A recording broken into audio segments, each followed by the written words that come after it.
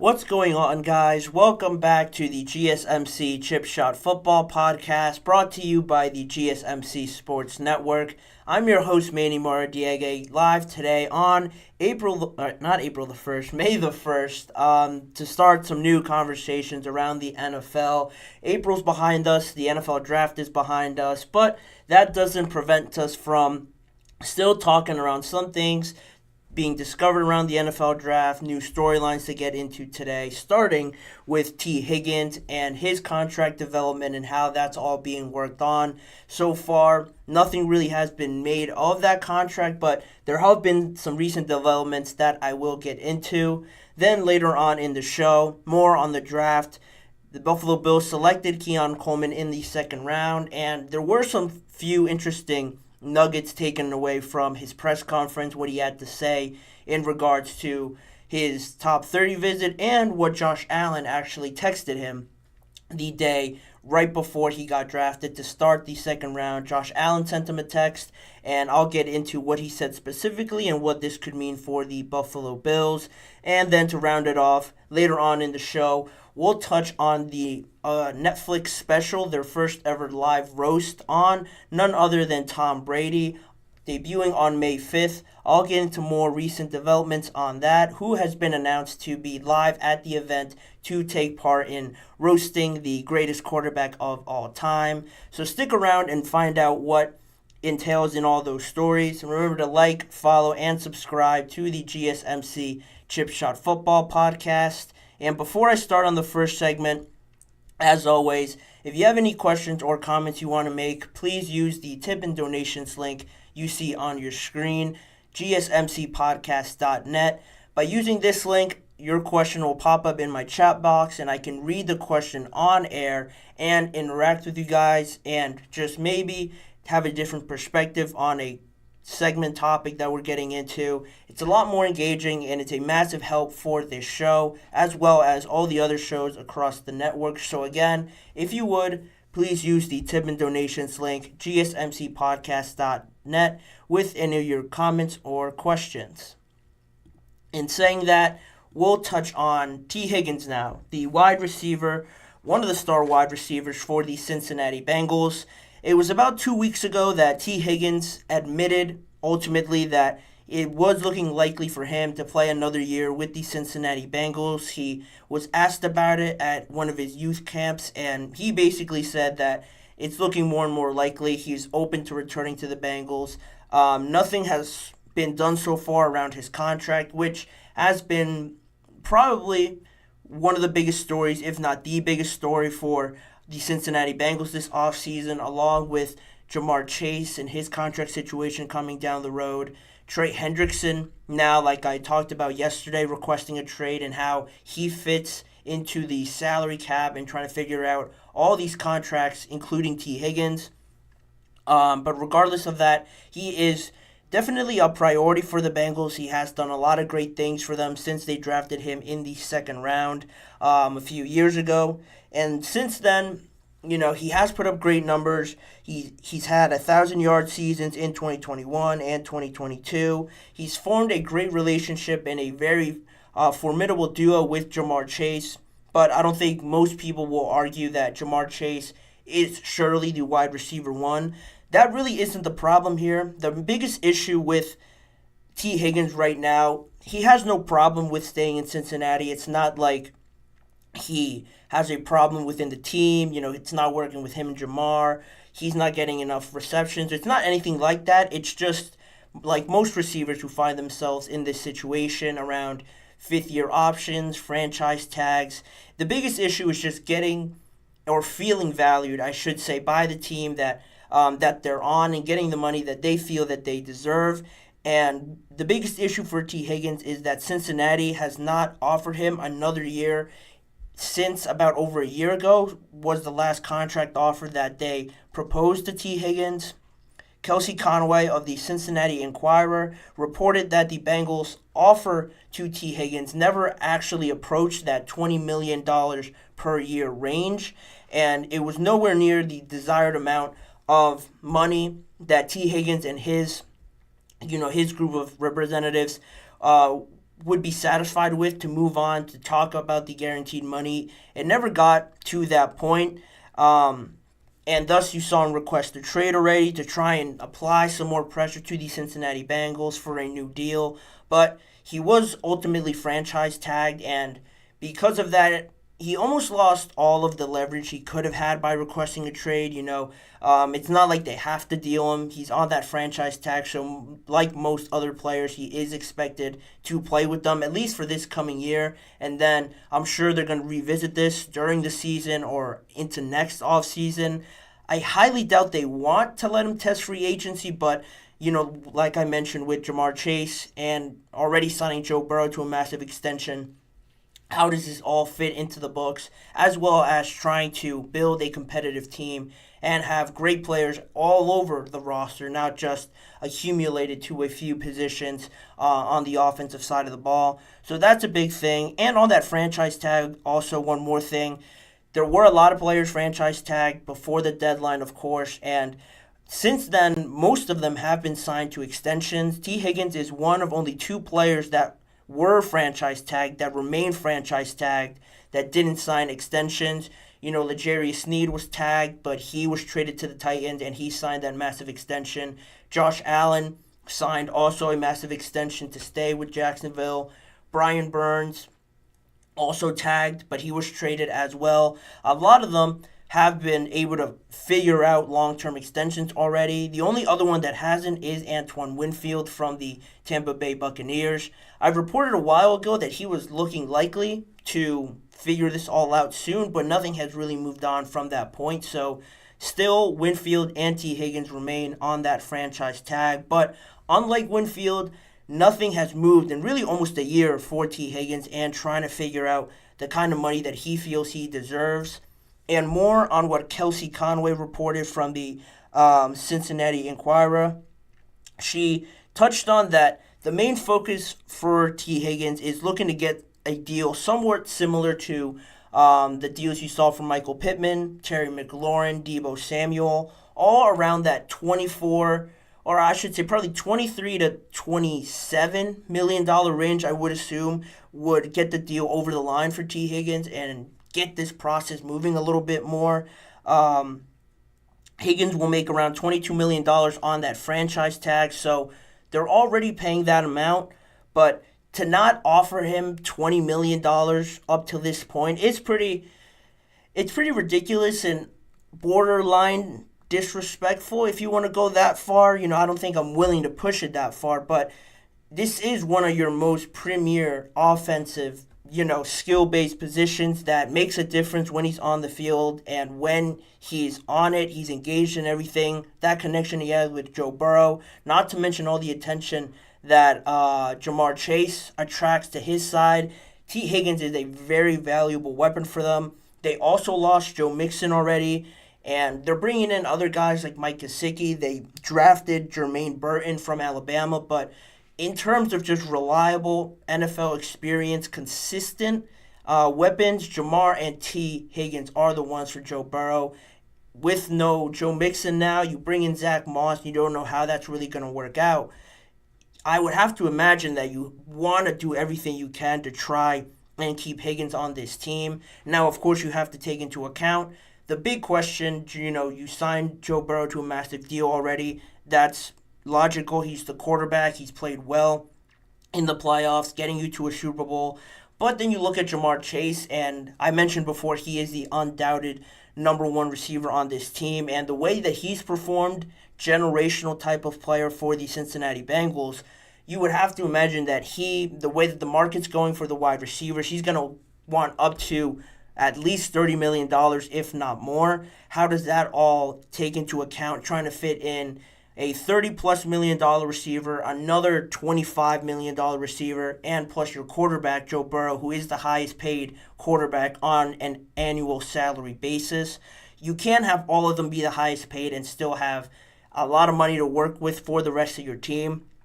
That's sort of the trail that the Dallas Cowboys are falling into, just for a comparison. That's something the Bengals have to figure out right now. I mentioned the franchise tag, buying them that extra bit of time.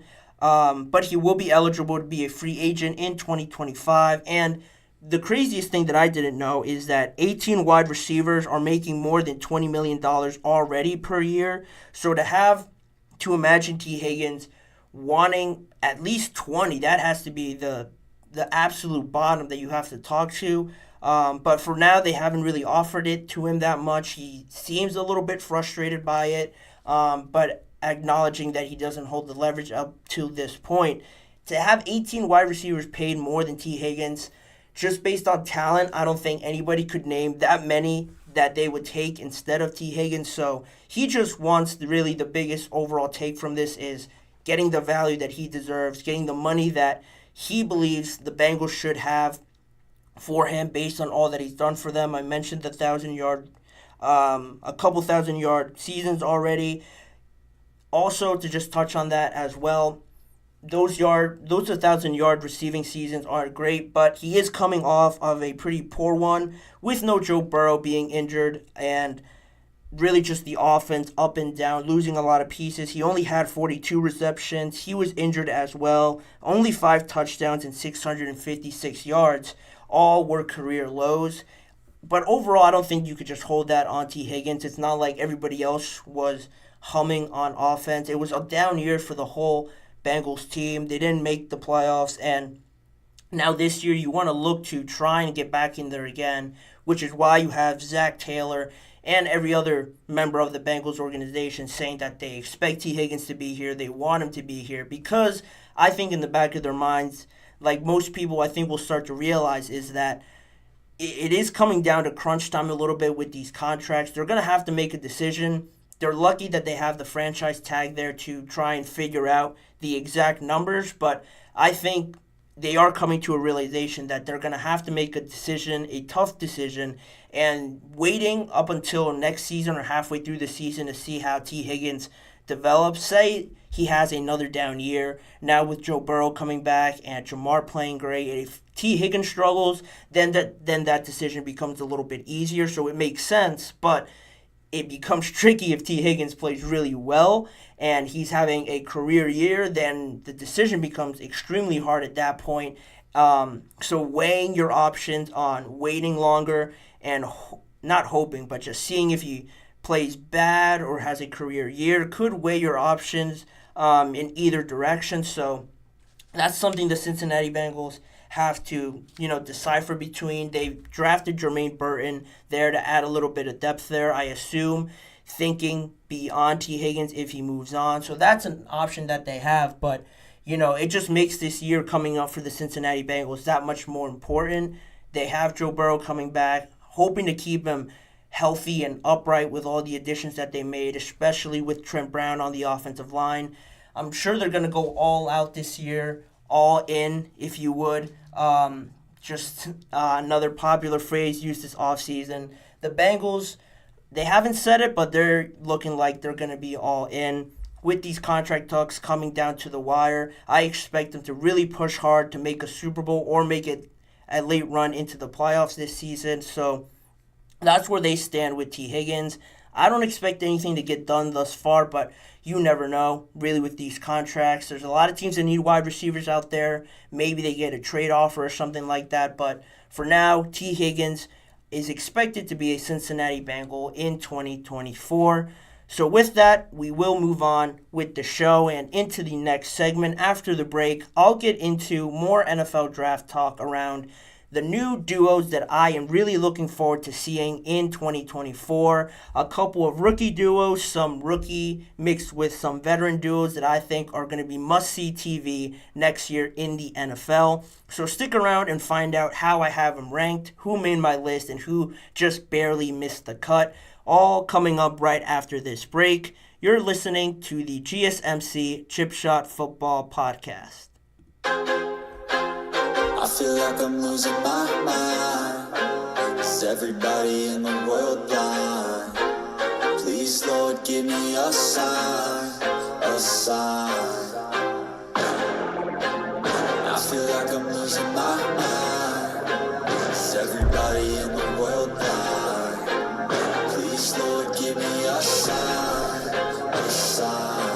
I wanna be the greatest. Everybody on their fake shit. I look around and feel like everybody is the fakest. I make this every day and I'm impatient. Hoping one day I blow up from the basement. Statement, the top is so vacant. I don't hear shit that I think is amazing. Waiting for my day when I'm playing. Sold out shows for 1,000 faces. Hey, give me that crown. Get in my way and to be put down. It ain't your place, all this my town. If I want that shit, then I'll get it right now. I'm losing it, the noose it fits. I'm losing shit, a stupid myth. You choose to live or choose to dip. You choose to fight or lose your grip and lose a gift. Oh, I feel like I'm losing my mind. Is everybody in the world blind? Please, Lord, give me a sign, a sign.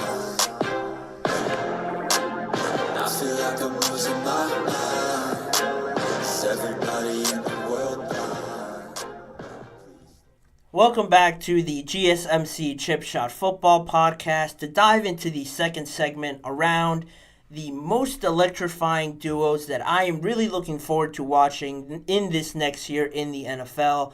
After the NFL draft, a lot of players really were drafted into situations where they match up and can combine and make some really exciting new teammate groups, some new duos that I'm sure will make a huge impact in the NFL this coming season. I have them ranked 1 through 5 on my list with some honorable mentions, so I won't take up too much of the time. To start off on my list, number 1, I have J.J. McCarthy and Justin Jefferson on there as my number 1 for a few reasons, as you guys can see on your screen.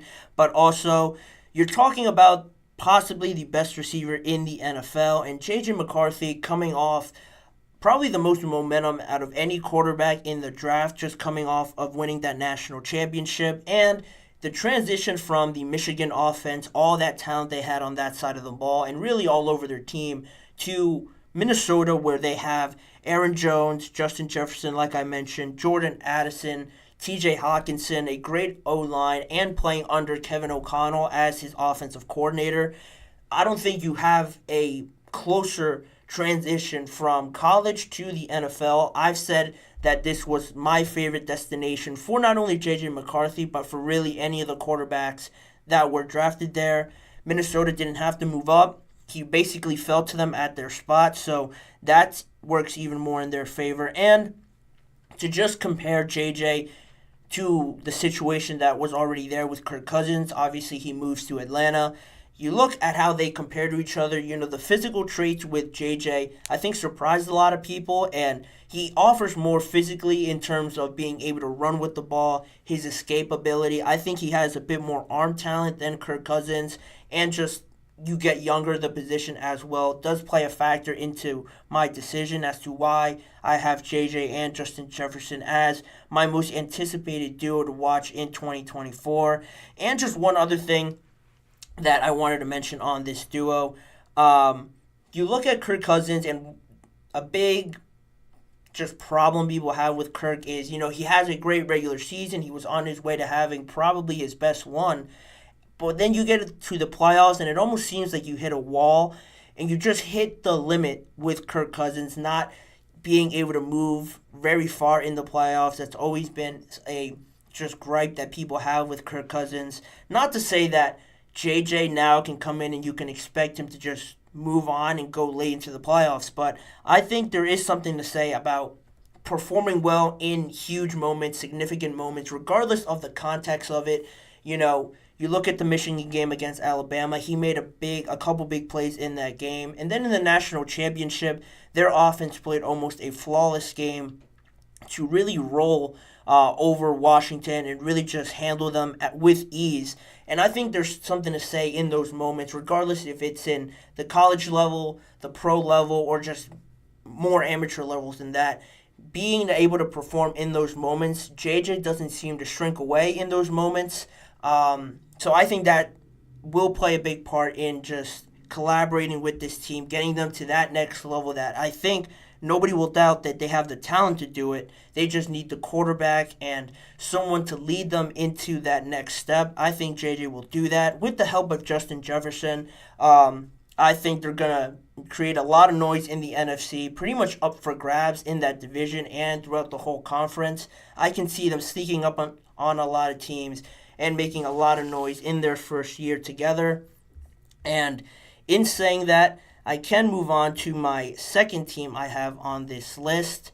That would be Caleb Williams and Rome Odunze from Washington. Caleb Williams being drafted out of USC. Both of them, my first rookie duo to come in on my list. Number 1 and number 9 selected in the NFL draft. Not much to say about Caleb Williams, the generational type of quarterback, the quarterback that the Bears never really had in their organization. The talent and just leadership and the kind of person you want at that position, that's unquestionable. I really don't have doubts about Caleb Williams, what kind of player he'll be. All the off-the-field stuff is, it doesn't really affect me in any sort of decision. He could do whatever he wants off the field as long as he's performing on the field. The rest of the stuff doesn't matter to me at all. Then you add Rome Odunze. You look at Rome. He comes into this draft class with a generational type of receiver with Marvin and Malik Neighbors as well. You put Rome Odunze in any other draft class, I think he's probably unquestionably the number 1 wide receiver in a lot of the recent draft classes that we've seen coming through the NFL. And on top of the talent that they're getting with these two, they've added a whole bunch of talent with Keenan Allen, DeAndre Swift, DJ Moore already on the team.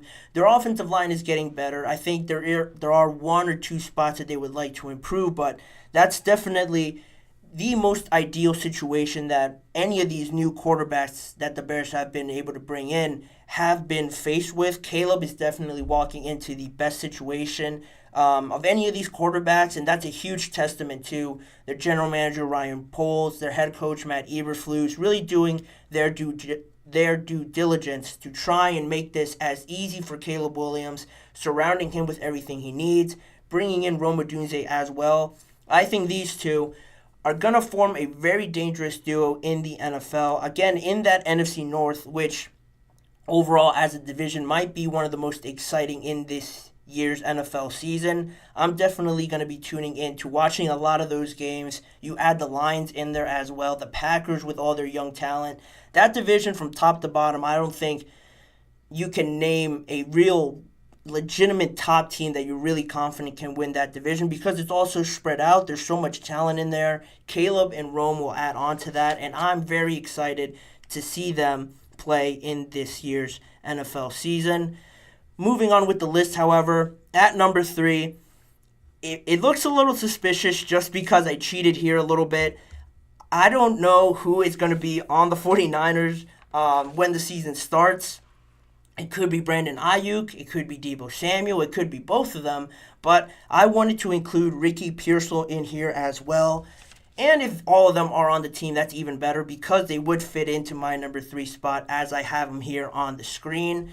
With Ricky Pearsall, not a lot of people would hear of him just because of him being in Florida. The University of Florida didn't have a great season. The stats-wise, record-wise, not many people tuned in to watch and really evaluate a lot of their players. Ricky Pearsall definitely stuck out a lot. Might not have gotten the attention that the top 3 receivers did in this draft, but he is seriously a very underrated receiver that has a massive catch radius. That's the biggest thing I took away from him. His route running is pretty polished as well, but as a just catching anything that's near him, adjusting his body orientation, and adjusting to the ball in the air, I think he was one of the best receivers to do that in the draft. adding him with Debo and Ayuk, if you're able to keep all three and have all three on your team, I think each of them bring a little bit of something different to this equation. That if the 49ers are able to keep all three, you add that to Christian McCaffrey, that offensive line, Brock Purdy having another year, George Kittle. This offense somehow would be getting better with Juwan Jennings as well in there. I don't want to exclude him because he's another underrated player that really drew my attention as well. You have all of those guys plus the defense that they have, and coming off of a Super Bowl run, somehow they're getting better with Ricky Pearsall coming in here as well. I would think they would remain the number one team in the NFC, but regardless of that, having all three of them, I think will make this team even more dangerous. And most of all, I mentioned Brock Purdy, just helping him develop even more. If people had any doubts around him, I certainly don't after what I saw this year. Just doing whatever you need to help him develop more, bring in another weapon, and just make it easier for him. The 49ers, no surprise, know what they're doing with their quarterback. They've already said they want to pay him. They have no problem doing that. Adding this sort of wide receiver group, I think, will not only help him, but will certainly be exciting to watch how all three of them just play off of each other and how really unstoppable this 49ers offense can become in 2024 with all three of them, or even two of the three if one of them ends up leaving. But saying that, I will move on to my number 4 team, Kyler Murray and Marvin Harrison Jr. I had to have him on here. Marvin Harrison, I said before, to me is the most NFL-ready player probably of the entire draft, and you add him with Kyler Murray, who gets a lot of stick, I think. I don't have him as probably a top 10, top 12 quarterback, but I think his arm talent is very underrated. It's always these baseball guys, these dual athlete guys that just have very easy throwing motions. It just seems effortless when they're trying to throw a ball. Even for Kyler, who gets a lot of stick for his height and not being a huge presence there in the pocket, he could just change an arm angle, escape out of the pocket, and just make ridiculous throws regardless of that. He struggled last year with injuries and only was able to play in 8 games, but in those 8 games, he still put up 1,800 yards throwing, 244 yards receiving, and a combined 13 touchdowns just from him when his top receivers were a second-year tight end, Trey McBride, who is a very good tight end, I want to add on. No stick against Trey McBride, but you're finally giving Kyler Murray one of these great generational wide receivers in Marvin Harrison Jr., coming from a family that has already done it at the highest level as well. And Marvin Harrison Sr., he already knows, the sort of process that this goes through. And it will be a massive help for this Arizona offense that has James Conner in there. I like the addition of Trey McBride as well to that backfield, but you're getting a wide receiver in here now that is sort of getting the attention that a Larry Fitzgerald did back in his day in terms of just hype and impact that he can make on this team. Those are the type of comparisons people are making, and I think it's definitely warranted with the kind of player I expect Marvin Harrison to be. He's going to help this offense out a lot, but I don't expect them to compete for the division or the conference, even less. So, I have been here at number 4 because it's going to be a major upgrade, but they aren't any higher just because, in terms of results, I don't think it's going to change that much, but it is something certainly that they can build on and just change the dynamic of this offense, make it a little bit more exciting and a little bit more dangerous for these opposing defenses to try and game plan around.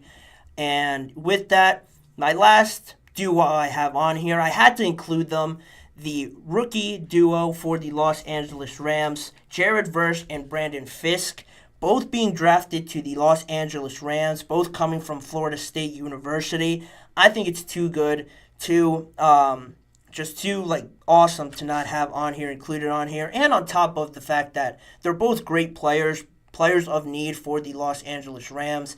Jared Verse can add that edge presence that would add a lot to this young defense that needs some more pass pressure because of the retirement of Aaron Donald. You have guys in there like Kobe Turner at that position to try and replace Aaron Donald. There is a lot of pressure on there, obviously, because it's Aaron Donald trying to produce as much of the sacks and as the numbers that he did. Now you bring in Jared Verse, you bring in Braden Fisk. It alleviates that pressure off of the shoulders of Kobe Turner a little bit, as well as Byron Young, who they also drafted last year. So they have a good young nucleus there on the defensive side of the ball. They bring in 2 more guys that I expect to add a lot to this defensive line and overall on defense. Plus, I really like the additions that they added in free agency, like Tre'Davious White, Cameron Curl, Darius Williams in the secondary. Having all these pass rushers shuffling in and out, taking shifts almost, if you would, for lack of a better term, on first down, second down, on third downs. You have these guys rotating in. I think it makes this defense even more dangerous. Of course, there's going to be struggles and learning curves along the way, but I think bringing in 2 guys like this who are familiar with each other, played right next to each other on the defensive line, adds a lot to this Los Angeles Rams defense. I'm really looking forward to it to try and replace Aaron Donald, and I think they're going to be successful at it. I was impressed last year. I think they're doing a good job of rebuilding this team, making it a little bit younger with these recent draft picks. And just to cap it off here real quick, other duos that were close to making that list but just missed the cutoff a little bit are Dallas Turner, Jonathan Grenard, another pass rushing duo for the Minnesota Vikings. They were definitely one of the biggest winners in the whole draft just last week.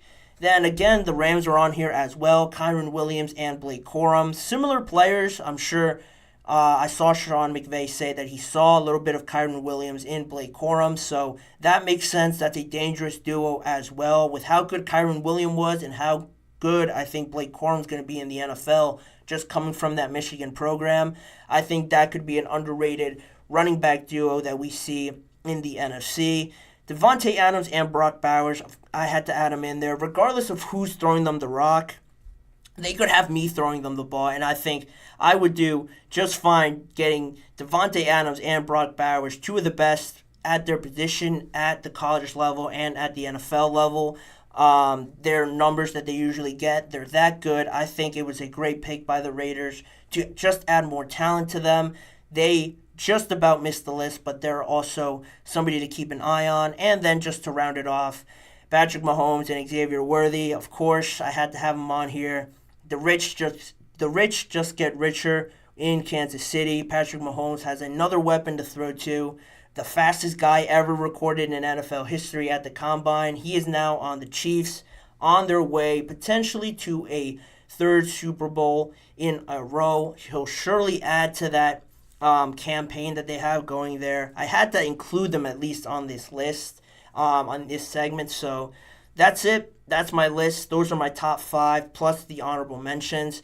Let me know what you guys think of it in the comments below. Did I miss out on someone? Did I get the order wrong? Let me know all your guys' thoughts in the comment section on the live show or after the show as well.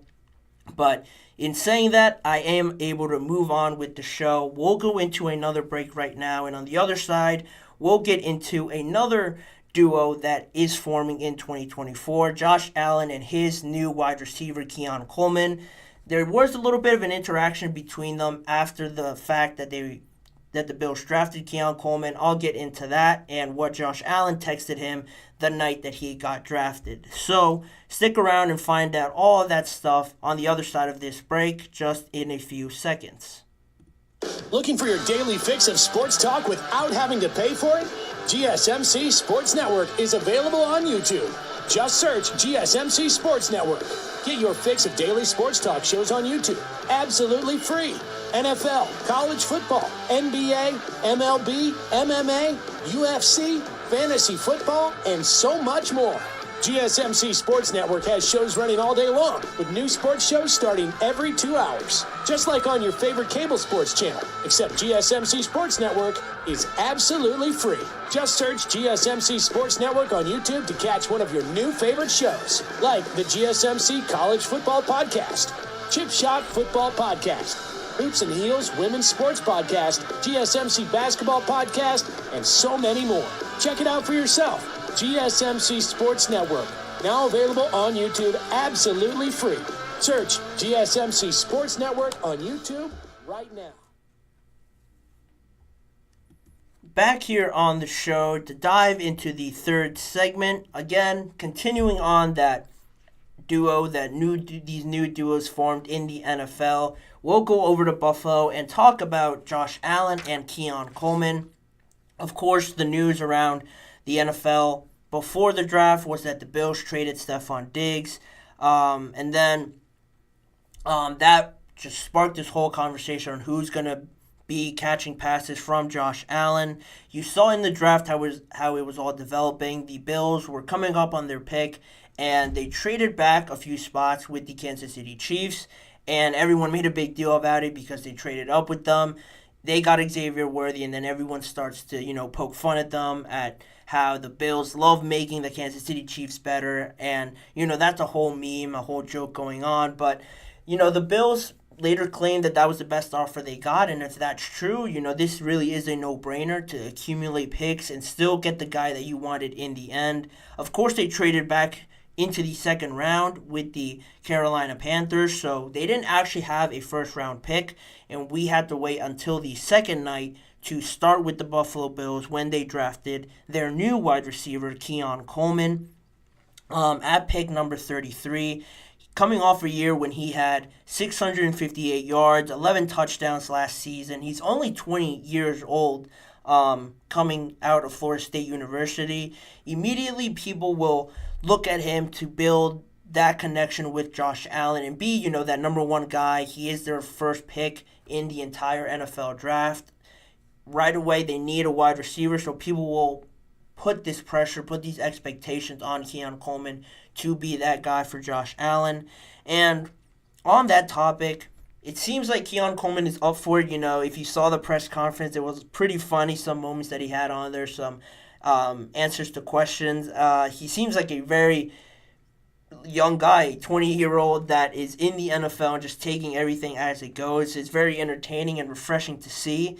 And in that press conference, Coleman mentioned back to his top 30 visit in Buffalo and said on Saturday when his press conference was going on that he said, "It's been a great mutual interest, and when I came in on my visit, I was like, why are y'all letting me leave? I plan on coming back." So we ended up making that happen. He seemed happy about it at the time when he had his top 30 visit. Already he sensed a connection there, as well as the Bills, I'm sure, would say the same thing. And on that topic, funny enough, with Keon Coleman expressing his feelings right away that he wanted to play there for the Bills with Josh Allen, it seemed like Josh Allen and the Buffalo Bills had that same feeling because as Keon Coleman went on with his press conference, he said that he received a text message from Josh Allen that night of being drafted before it was announced on TV and whatnot.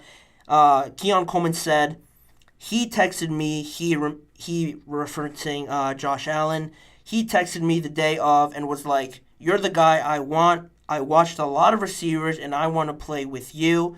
And I've been saying the same thing. I want to play with the guy that wears number 17. I think he's a great quarterback, one of the best in the league right now, and I would love to be catching passes from him. I'm ready for that. That's something I thought was super fascinating with Josh Allen and reaching out to Keon Coleman, before it even becoming official, the second day of the NFL draft. He couldn't wait until the Buffalo Bills selected him with the first pick of the second round. But regardless of that, he texted him, he reached out to him. I think that says a lot, not just from Josh Allen, but about the relationship and the seriousness that he is taking on with this whole situation, because on top of not having a number one wide receiver and that being the narrative, a separate narrative and something that I'm sure will build more and more momentum as the year goes on is how Josh Allen deals with the idea of, all right, you don't have an ideal roster. You might not have the receivers that you need. Maybe the running back or just the offense as a whole might not be as talented as you've had in years past. But, what are you going to do about it? If you're one of the best quarterbacks in the league, you're expected to make the most out of this and still show some sort of poise and some sort of leadership to get this team over the hump. If you're this generational type of talent to be compared with the Patrick Mahomes, the Lamar Jacksons in this era, you have to be able to do that. You look at Lamar Jackson, has not had in his career a number one bona fide top 5, top 3 receiver in the league, but he's made it work. He's gone to the AFC Championship game. He's gotten better as the years have gone on. Of course, he has different skill sets than Josh Allen, but regardless, he has figured out a way to get his team over the hump. You don't have to talk too much about Patrick Mahomes. Just this last year, not the best receiving group he's ever had. A lot of young guys in there, a lot of not well-known guys around the NFL, but you still have Travis Kelce, you still have Andy Reid coaching you. What do? They go out and win another Super Bowl. That's the type of play that these quarterbacks are expected to make. That's the kind of pressure that's on Josh Allen's plate, and it seems like he knows that. He's taking this very seriously, and to reach out to Keon Coleman like that, I think will ease some of that pressure that I'm sure Coleman will feel from questions from the media, from just seeing it all over national media. Keon Coleman will undoubtedly be compared to Stephon Diggs, will be looked upon to be the next Stephon Diggs and take this by the horns and just make this his own. But again, he is 20 years old, and I think that's something to keep an eye on overall, big picture with this whole situation with Keon Coleman and the Buffalo Bills. One question I have right away is how much can he contribute? I mentioned being 20 years old. He's over the duration of the season, the inexperience of not just him, but the overall team at that position, how much can he contribute right away? He certainly has the physical gifts to do it. He's 6'4", 215 pounds, bigger than Stephon Diggs, more similar to Gabe Davis. But regardless of that, he is this great talent, one of the top receivers in the draft. I'm sure a lot of people were somewhat surprised he made it out of the first round. He certainly could have been a first-round pick, and the Bills got him with the first pick in the second round. He will be looked upon right away to contribute. I'm sure of that. People will want to see immediate results right away, but I want to see how he adjusts to everything, how the connection builds with Josh Allen, and on top of that, the attitude and the mental side of it. Because as a rookie you come in, speaking from just, assumptions here, you're 20 years old, you're this high draft pick. I'm sure there is some level of not wanting to step on anybody's toes, not going out there and trying not to mess up is an aspect of it. I'm sure it's a lot that a lot of rookies go through in their first couple games, their first couple practices and whatnot. But I want to see how that develops. I want to see if he goes out there trying not to make a mistake, or if he just goes out there, plays freely, takes this whole situation as his own and just takes command right away. If he's able to do that, I think the Bills will be pleasantly surprised by it. And if he's able to perform because of that, that's even better. They don't have to wait too long to have him be successful with them. I want to see how that develops as well, how much of a presence, how much he establishes his presence, not only in that locker room, but against the opponent. And, I want to see some of that attitude as well. I think that all plays into being a number one receiver, that unlimited amount of confidence you have, forgetting the last rep if it was a bad one. All of that mental side of the game, I think, is a huge factor. I think it's a huge reason why Stephon Diggs was so successful on the sort of character that he was out there on the field. I certainly think that helped a lot. It fit this Buffalo Bills team, and how Keon Coleman can sort of mold into his own version of that, I think will be a huge determinant into how well this whole situation pans out for the Buffalo Bills. And also, just to move on there, to wrap up this segment, how much do the Bills try to change their identity on offense? It seems like when they made that coaching change from Ken Dorsey to their quarterback coach at the time, Joe Brady, who is now their offensive coach, it seemed like they leaned heavily more on the run, which is where I think they should continue. I think not having the ball lessen Josh Allen's arms, but having Josh Allen do less. He doesn't always have to be Superman, is basically what I'm getting at. You get a little bit of that from his running ability, always not sliding, trying to gain those extra yards, those hot-fought and earned runs. He's always trying to do that, pushing forward. You get that aspect of it, but not having him throw the ball 40, 30 times, 50 times a game, I think is a direction that they went towards the end of last season. And controlling the clock will definitely make it easier for the young players that they have coming in here. Having the ball more, keeping their defense on the sidelines, all will play into transitioning these rookies, these young players, into the NFL that much better. And they're not expected right away to catch 10 receptions, catch 2 touchdowns per game. Those are unrealistic expectations. And right now, the Bills, oddly enough, find themselves in a spot where all the expectations are on the Jets, are on the Dolphins, with the loss of Stephon Diggs, Gabe Davis, Tre'Davious White, Jordan Poyer. All these guys, I think the Bills have the ability now to not come into this as the undoubted, unquestionable favorite to win the AFC East, and that might be a good thing now. Players can feel a little bit less weight on their shoulders. They could play more freely, and who knows, they could even find something in here with some of these young players and surprise a lot of people with those diminished expectations that they have going into this year. Keon Coleman will definitely play a big role in that. He is the guy that Josh Allen wanted. He let him know about it. It's a good first step in building that relationship and building that sort of connection that you want to have with a receiver similar to Stephon Diggs. It's going to take some time to get to that point, but this is a great first step. I like what Josh Allen did. It speaks a lot about him, the kind of leader that he is, and really owning up to this narrative now that he has to go out there and lead and win games for this organization. He has the talent to do it. Now he just has to prove it and prove all the critics wrong in 2024. But anyway, we'll leave that segment there and we'll move on from the Buffalo Bills to a former AFC East quarterback, New England legend Tom Brady.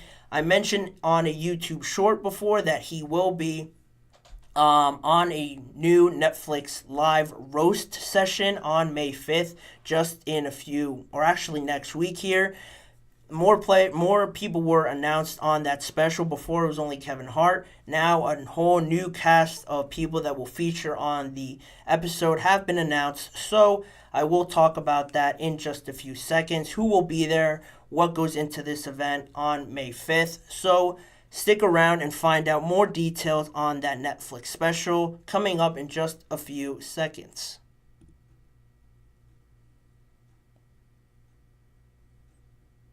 For the best and latest podcasts available anywhere, go to the podcast app on your cell phone and type in GSMC to access free content-rich podcasts on health and wellness, book reviews, sports, entertainment, relationships, social media, movies, technology, finance, and even weird news. Subscribe and download the GSMC Podcast Network's family of shows, available everywhere podcasts are found.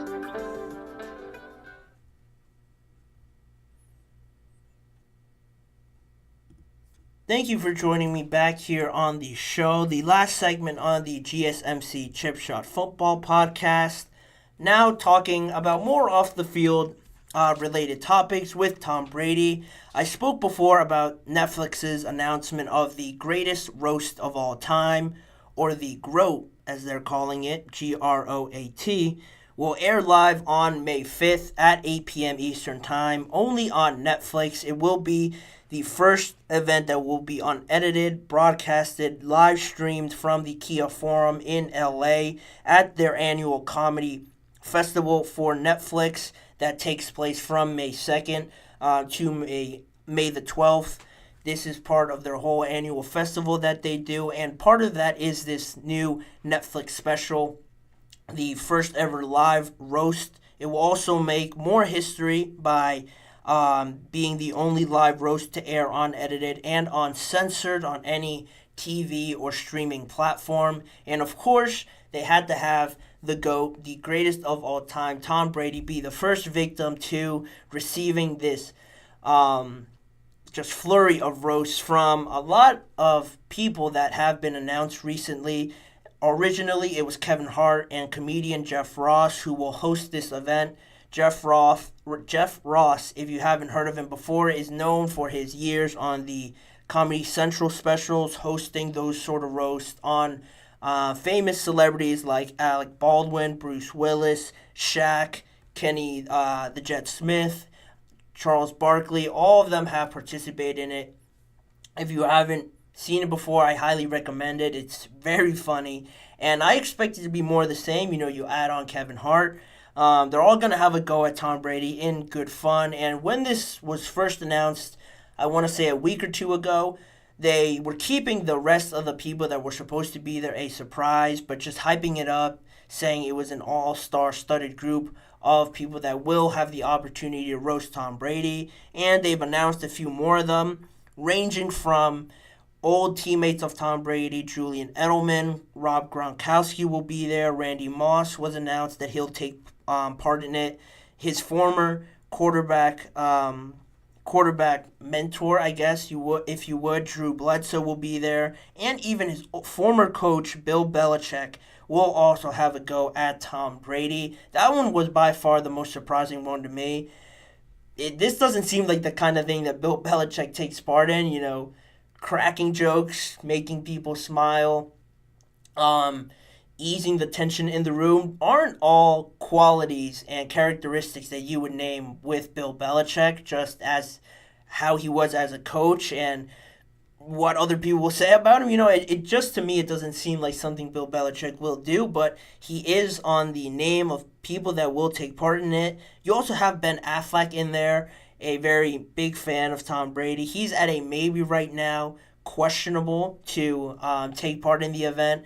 We'll see if he ends up going there, but the majority of these guys, probably were expected. Julian Edelman has his own podcast, is in the media scene already. Rob Gronkowski as well. Randy Moss, pretty surprised by Drew Bledsoe to also take part in it, but they've all been announced. I'm sure there's going to be more on top of that, but currently that's the list that we have of the people participating in this event. I'm definitely going to tune in on May 5th. That's, I want to say, this coming Sunday, if my math adds up there right. I don't have a calendar in front of me, but if that lines up, it is this Sunday at 8 p.m. Eastern Time, only on Netflix, so that's exciting, and that's certainly something you don't want to miss, but that carries on into the big idea around Netflix and doing these live events.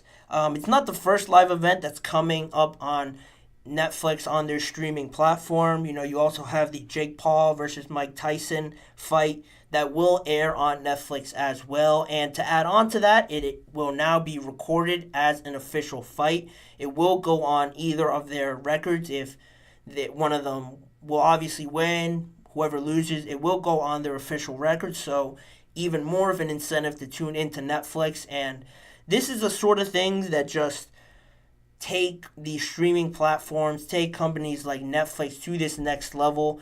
To schedule this fight already was a wise decision to have it on their platform, but then to have this stipulation in there will just draw in even more eyes to this. We'll have more people subscribing to Netflix and wanting to see this fight. It's a great move by them to have this fight on there. Also a great move by Jake Paul and Mike Tyson to have it on there, as well as earlier this year to transition from boxing into more of wrestling with the WWE and Netflix. Earlier this year, it was announced a long-term deal that will bring WWE's flagship show, Monday Night Raw, to also air on Netflix Live beginning in January 2025. All the other weekly shows and their premium pay-per-views will be on there as well as this relationship develops with Netflix and the WWE. But it will be the first time that Monday Night Raw leaves traditional television for the first time since their inception 31 years ago. And that's a big deal to add on to this roast now that they're having of Tom Brady and trying to include football more into this scene. Netflix and streaming is just really taking over and taking these sports and the television rights, all of this behind the scenes stuff that people don't really see and are just surprised when they find out that it's on Netflix, it's on Amazon Prime, CBS has a streaming platform. Peacock as well, they're getting exclusive rights to a game.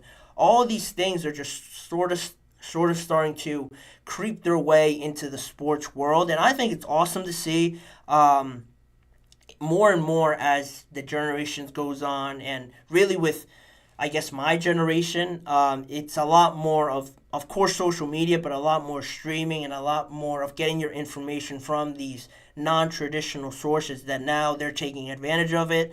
It's awesome for Netflix to go down this path with sports, bringing in live sports, and getting people to tune into their just streaming platforms and have more people buy into it as well. They're starting to creep more into the NFL scene with this roast that they're having on Tom Brady, with having that quarterback series on their platform as well. Last year it was the quarterbacks, now there's wide receivers coming into it. I think it's a way to just ease people into this NFL scene more and more. If sports followers go on Netflix, watch another show, watch series, and don't want anything to do with sports, they might see this quarterback wide receiver series and might check it out. It might get them interested in football, and I think all of that leads into this inevitable destination that I think will eventually see NFL games being streamed on Netflix. This is just a way to ease it in, but because the NFL is one of the biggest just brands and names in the entire world, you can't just throw it in there and have a game on there. I think you have to ease it in like this. I like how they're doing it with having a world-renowned just celebrity like Tom Brady be on there, be roasted, and have people buy in that way. They see Julian Edelman on there, they see Rob Gronkowski, they think they're funny, then they tune in somewhere else, find out more about football, and then that way you get more people to buy in. It's similar to with Taylor Swift being in the NFL now. Of course, some people don't like it. Some people are just not fans of seeing her every other play. I don't think that's the main reason why the NFL can benefit from it, but just seeing more of a different audience come in is how I view this with Taylor Swift, with Netflix and all these streaming platforms. It's a great way for the NFL and live sports to bring in a lot different audiences to their game. They're expanding it internationally as well, getting games in Brazil now, Mexico, in Europe as well. All of these are just playing into growing the NFL and expecting it to be this huge global brand, which I'm sure is the ultimate goal for Roger Goodell and the NFL as a whole. They're following the trend, seeing everything now being streamed and moving to these streaming platforms. They don't want to get left behind. I'm sure it is a great strategy what the NFL is doing. I expect it to be a massive hit with all these stars, and you don't have to be a sports fan to know at this point who Tom Brady is, who some of these other guys are, Kevin Hart, Jeff Ross, and such people like these. It's a great way for the NFL to grow. I'm expecting great things from it.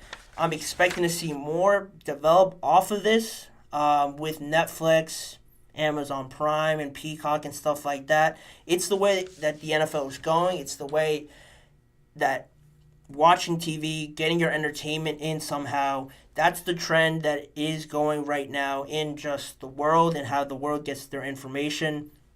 The NFL certainly doesn't want to get left behind. They're doing their best to keep up with this, and more we're going to see these streaming platforms pop up.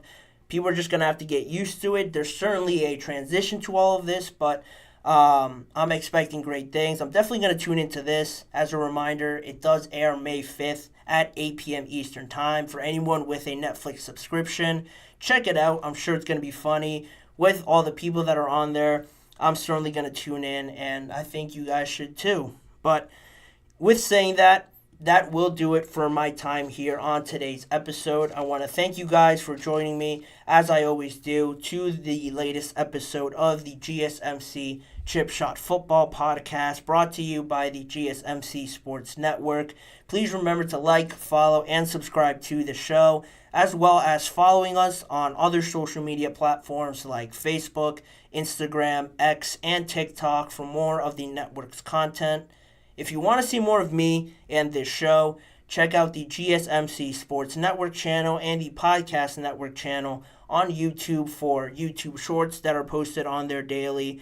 The full recorded live shows are all on there for you guys to watch back, as well as individual segment videos. If you don't have time to watch a whole show or just want to specifically watch one segment, each individual video is on both channels as well.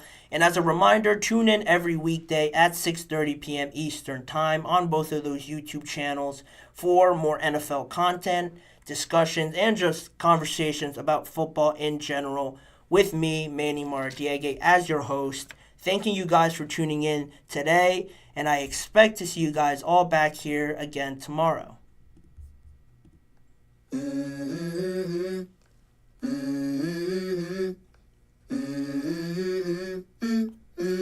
Let's go.